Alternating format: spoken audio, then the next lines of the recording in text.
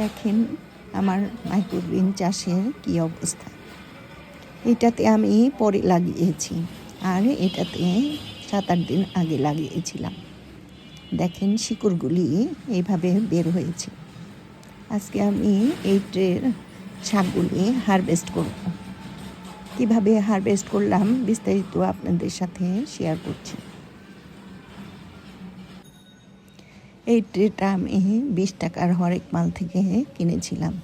দেখেন এই যে শিকড় এটাতেও বের হয়েছে।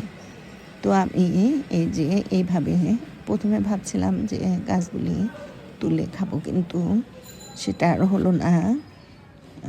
তো এরকম একটা কেচি দিয়ে এইভাবে কাটবো।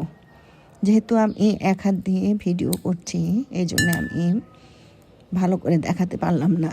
আপনারা উপরে এক হাত দিয়ে ধরবেন, আর এক হাতে কেচি নিয়ে এগুলি কাটবেন।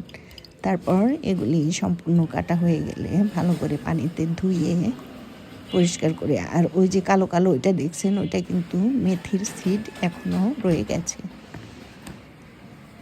তো এরকম এরকম একটা বক্সের ভিতর আপনারা ফ্রিজে রেখে দিয়ে 15-20 দিন রাখতে পারবেন এবং 15-20 দিন ব্যবহার করে খেতে পারবেন। তো এগুলো আজকে আমি দেখেন আমার ওই ট্রেতে সবগুলি কেটে ধুইয়ে এতটুকু হয়েছে। তো এগুলি আমি বক্সের ভিতর তুলে রাখবো। আর আজকে আমি একটা সালাদ তৈরি করব। সালাদের সাথে এই সুপার ফুডগুলি খাবো।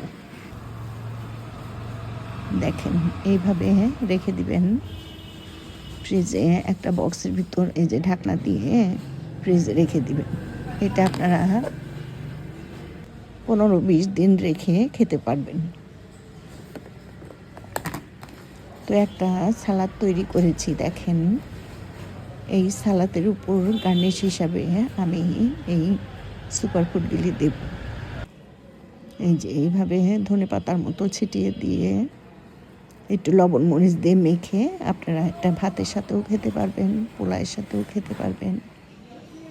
আর এটার গুণাগুণ তো এর আগেও আমি বলেছি, আবারও বলছি, সাধারণ শাকসবজির থেকে এই সুপার ফুডের পুষ্টিগুণ অনেক বেশি।